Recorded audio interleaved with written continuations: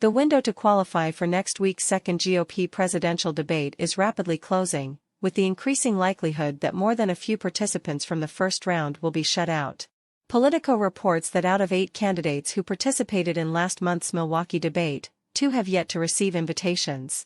Senator Tim Scott, RSC, sent a letter last week to the Republican National Committee asking for reforms to the qualifications process which require candidates to achieve 3% in 2 national polls or 1 national poll and 2 state-level polls. The change is an uptick from 1% required for the first debate.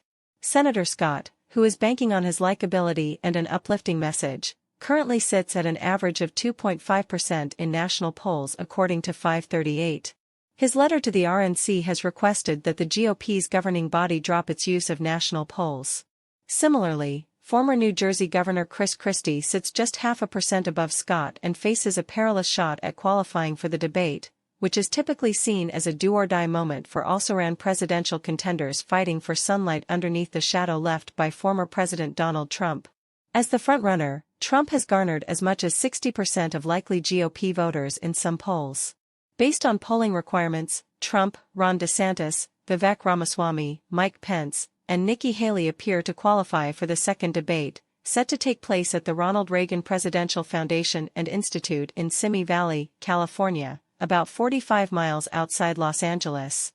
3 other candidates, Will Hurd, Asa Hutchinson, and Doug Burgum, are all polling beneath 1%, meaning the latter 2 who participated in the first debate will not be invited back.